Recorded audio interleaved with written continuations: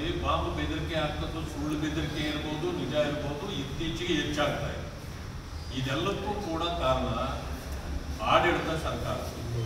ಆಡಳಿತ ಸರ್ಕಾರ ಯಾರು ತಪ್ಪು ಮಾಡ್ತಾರೋ ಅವರಿಗೆ ಸರಿಯಾದ ಶಿಕ್ಷೆ ಕೊಡೋ ರೀತಿಯಲ್ಲಿ ವರ್ತನೆ ಮಾಡಿದ್ರೆ ಇಂಥವುಗಳನ್ನೆಲ್ಲ ತಡೆಗಟ್ಟಬಹುದು. ಅದು ಆಗ್ತಾ ಇಲ್ಲ. ಆದ್ದರಿಂದಾಗಿ ಈ ರೀತಿ ಬೆದರಿಕೆ ಕರೆಗಳು ಬರ್ತಾ ಇರ್ತವೆ. ಯಾರಾದರೂ ಒಂದು ಸೋಷಿಯಲ್ ಮೀಡಿಯಾದಲ್ಲಿ ಸಣ್ಣ ವಿಷಯವನ್ನು ಹರಿಬಿಟ್ರೆ ಅವರನ್ನ ಪೊಲೀಸ್ನವ್ರನ್ನ ಕರೆಸಿ ಅರೆಸ್ಟ್ ಮಾಡಿಸಿ ತೊಂದರೆ ಕೊಡುವಂತ ಕೆಲಸ ಮಾಡ್ತಾರೆ. ಆದ್ರೆ ಈ ರೀತಿ ಕ್ರಿಮಿನಲ್ ಚಟುವಟಿಕೆಗಳನ್ನು ನಡೆದಾಗ ಯಾಕೆ ಈ ಸರ್ಕಾರ ತೆಪ್ಪಗಿರ್ತದೆ?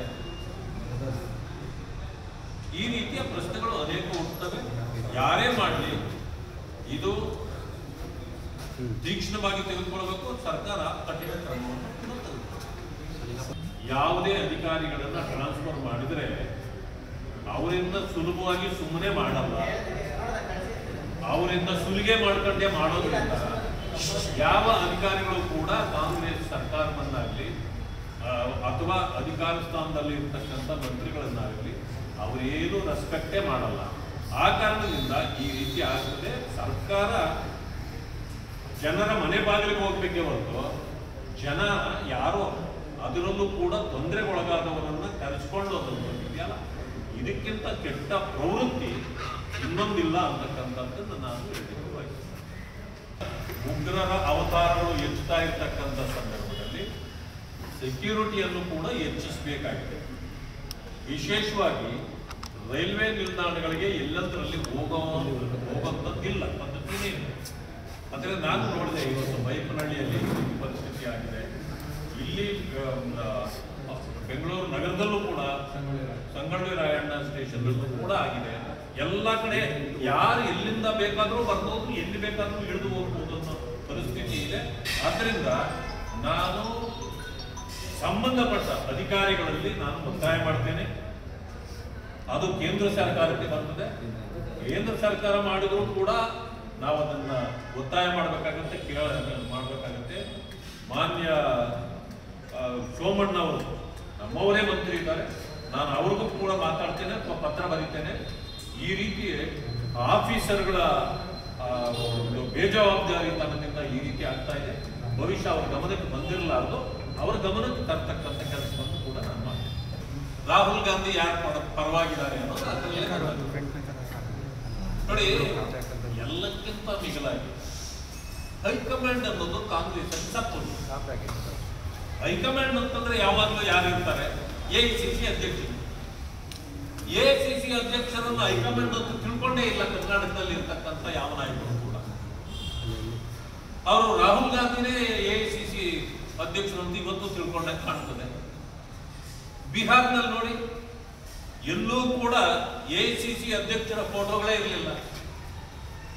ಅವರಿಗೆ ಅಲ್ಲಿ ಮಹತ್ವನೇ ಇರಲಿಲ್ಲ. ಅಲ್ಲಿ ಎಲ್ಲ ಮಹತ್ವ ಇದ್ದಿದ್ದು ರಾಹುಲ್ ಗಾಂಧಿಗೆ. ಅಂದಮೇಲೆ ಹೈಕಮಾಂಡ್ ಅವರು ಮಾನ್ಯ ಖರ್ಗೆ ಅವರು ಆಟದ ಕೊಟ್ಟು ಲೆಕ್ಕಕ್ಕಿಲ್ಲ ಅಂತಾರಲ್ಲ, ಆ ಥರ ಕಾಂಗ್ರೆಸ್ನಲ್ಲಿ ಇದ್ದಾರೆ. ಅದರಿಂದಾಗಿ ಒಂದು ಪರಿಸ್ಥಿತಿ ಹೀಗಾಗಿದೆ.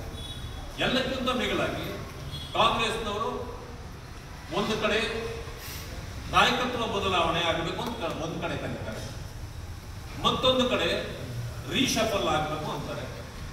ರೀಶಫಲ್ ಅನ್ನೋದು ಯಾವ ರೀತಿ ಗುಜರಾತ್ನಲ್ಲಾಯ್ತು? ಒಂದು ದಿನ ಬೆಳಗ್ಗೆ ರಾಜೀನಾಮೆ ಕೊಟ್ಟರು, ಎರಡನೇ ದಿನ ಬೆಳಗ್ಗೆ ಬೇರೆ ಕ್ಯಾಬಿನೆಟ್ ಆಗೋಯ್ತು. ಈ ರೀತಿ ಇಲ್ಲಿ ಒಂದು ವರ್ಷದ ಅದರಿಂದ ಒಂದು ದೊಡ್ಡ ಕಾರ್ಯಕ್ರಮ ಏನಂತಂದ್ರೆ ರೀಶಫಲ್. ಅಭಿವೃದ್ಧಿ ಕಾರ್ಯ ಅದರ ಬಗ್ಗೆ ಮಾತಾಡೋದಿಲ್ಲ, ಗುಂಡಿ ಮುಚ್ಚೋ ಕಾರ್ಯ ಅದರ ಬಗ್ಗೆ ಮಾತಾಡೋದಿಲ್ಲ. ಅನೇಕ ಸಮಸ್ಯೆಗಳಿವೆ, ಅದು ಯಾರಿಗೂ ಬೇಕಾಗಿಲ್ಲ. ಕಾಂಗ್ರೆಸ್ಗೆ ಲೂಟಿ ಮಾಡೋದು ಬೇಕು. ಯಾವ್ಯಾವ ಉನ್ನತ ಹುದ್ದೆಗಳು ಸಿಗ್ತಾವೋ ಅದರಲ್ಲಿ ಲೂಟಿ ಮಾಡೋದು ಅದೇ ಕಸುಬಿನಲ್ಲಿ ಈ ಕಾಂಗ್ರೆಸ್ ಸರ್ಕಾರ ಇದೆ. ಇವತ್ತು ಕಾಂಗ್ರೆಸ್ ಯಾವ ರೀತಿ ಅಲ್ಲಿಂದ ಒಂದು ಮೆಸೇಜ್ ಕೊಟ್ಟಿದೆ ಅಂದ್ರೆ, ಮಾನ್ಯ ಮುಖ್ಯಮಂತ್ರಿಗಳು ಅವರು ರೀಶಫಲ್ ಮಾಡಲಿಕ್ಕೆ ನನಗೆ ಅವಕಾಶ ಕೊಡಿ ಅಂತ.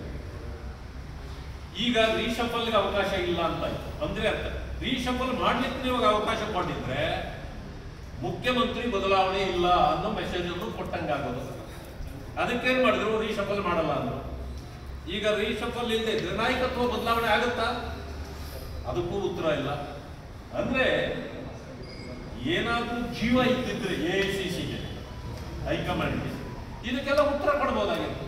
ಅವರೇ ಸತ್ತು ಕೂತಿರೋವಾಗ ಯಾರು ಉತ್ತರ ಕೊಡ್ತಾರೆ? ಒಂದು ರೀತಿ AICC ಸತ್ತ ಹೆಣ ಇದ್ದಂಗೆ ಕಾಂಗ್ರೆಸ್ಗೆ ಅಂತ ಪರಿಸ್ಥಿತಿ ಇವತ್ತು ಉದ್ಭವ ಆಗಿದೆ. ಅದಕ್ಕೇನೆ ಎಲ್ಲಾ ಕಡೆಯಿಂದ ಸೋಲ್ತಾ ಬರ್ತಾ ಇದ್ದಾರೆ. ಆಮೇಲೆ ಸೋಲಿಗೆ AICC ಅಧ್ಯಕ್ಷರ ಕೊಡುಗೆನೂ ಇದೆ, ಅವರ ಮಗನ ಕೊಡುಗೆನೂ ಇದೆ.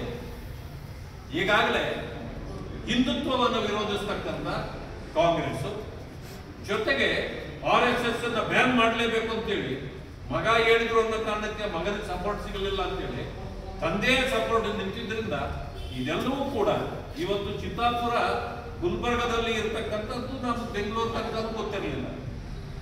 ಅದನ್ನು ದೇಶಕ್ಕೆ ಪರಿಚಯ ಮಾಡಲಿಕ್ಕೆ ಹೋಗಿ ಚಿತ್ತಾಪುರವನ್ನ ಯಾವಾಗ RSS ಅನ್ನು ವಿರೋಧ ಮಾಡಿದ್ರು, ಈ RSS ಅನ್ನು ವಿರೋಧ ಮಾಡಿದ್ದಕ್ಕೆ ಅದರ ಫಲವೇ ಕಾಂಗ್ರೆಸ್ಗೆ ಸಿಕ್ಕಿರ್ತಕ್ಕಂಥ ರಿಸಲ್ಟ್.